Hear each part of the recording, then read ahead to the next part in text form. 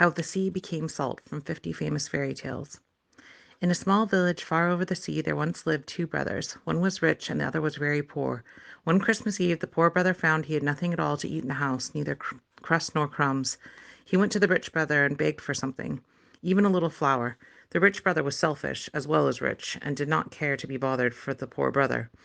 However, he said, "There is a side of fat bacon in the smokehouse you may have, but know this, it is the last thing you shall ever get from me. Never come here again and ask for anything." The poor brother took the bacon, thanked the brother, and set out home. He was going along the path in the forest when an old man stepped out in front of him. "Good evening," said the poor brother. "Good evening to you," the little old man said. "Where are you going with that bacon?" "I'm going on my way home to take it to my wife. We have nothing to eat in the house, and it is Christmas Eve." "If you will go down the path a little way," the old man directed him, "you will find an enchanter's palace. Go inside, and you will be surrounded by the enchanter's imps. They will want to buy the bacon from you, and for there is nothing in the enchanter's imp like better than fat bacon. But do not sell it to them for money. Ask for the old mill that stands behind the door in exchange for the meat. Bring the mill back to me, and I will show you how to use it." The poor brother went on and came to the castle. On entering it, he was surrounded by the imps, clamoring for the bacon.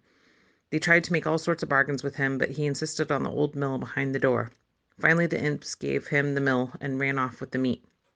The poor brother took the mill under his arms and went back to the old man, who showed him how the mill was used. The brother had but to say, "Grind, mill, grind," and the name of what he wanted. But to make the mill stop after he used it, it had to be set into a certain position. The poor man thanked the stranger for his help and went home. It was dark before he reached there, and his wife was worrying of what had happened to him. "I've been waiting all day," she said.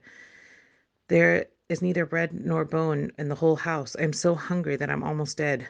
"Tell your hunger goodbye," the man said, "for see what I have brought you." And he put the mill on the table and said, "Grind, mill, grind."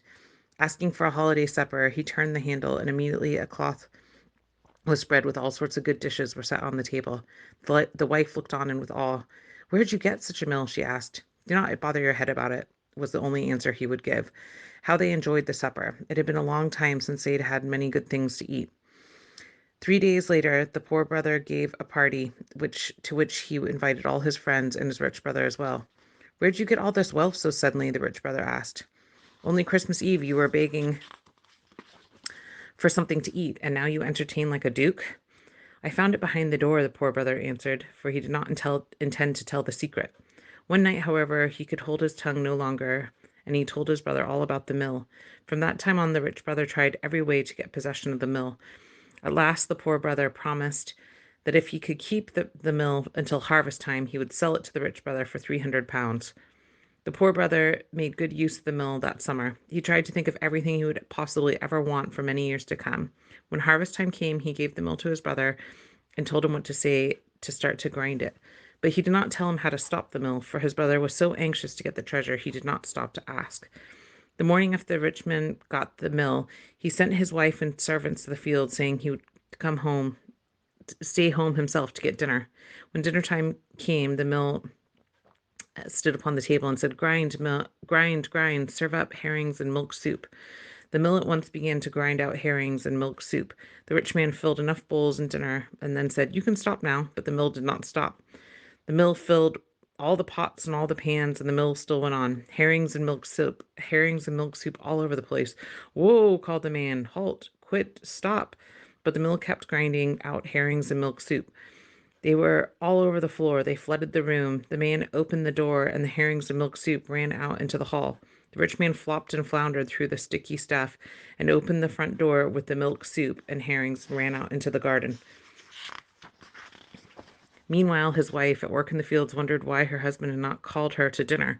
Perhaps he was having trouble preparing the meal. "Let us go home," she said to the reapers.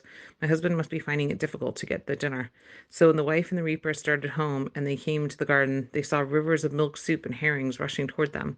In the midst of it was the man floundering about and still holding the mill over his head. "Take care that this dinner does not drown you," he called to the workers. And then he hurried on his way to the house of the poor brother. "Take it back," he begged. "Stop it, or the whole village would be flooded with milk soup and herrings." The poor brother took the mill and stopped it, but he charged 300 pounds for doing so. The only thing the rich brother could do was pay the sum, for he was at the mercy of his brother. With this money, and what he had saved, the poor brother now built a beautiful house. It stood on the seashore, and since the walls were covered with gold, it could be seen for many miles out to sea. The house and its owner became known far and wide, and people all over the world came to see it. Among those who came to the wonderful house was a sea captain, and he'd heard about the magic mill and wished to see it. He asked if the mill could grind salt, and was told it certainly could. How fine it would be to have that mill, the captain thought.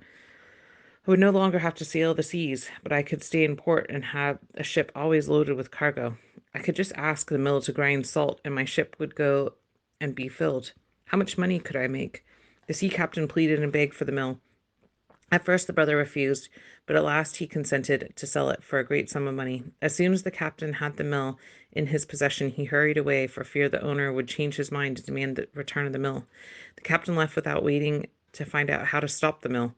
As soon as he was back on his ship, he set down the mill and said, "Grind, mill, grind, fill my ship with salt." And the mill began to grind salt. Soon the whole ship was filled, and the salt piles stood on the deck. The ship began to creak and groan under the weight. "Stop, stop," bellowed the captain, but the mill went on grinding. It ground and it ground and it ground salt and still more salt. Finally, the ship broke down under the weight and sank to the bottom of the sea. But the mill still went on grinding, and to this day the mill lies at the bottom of the sea grinding salt, and that is how the sea became salt.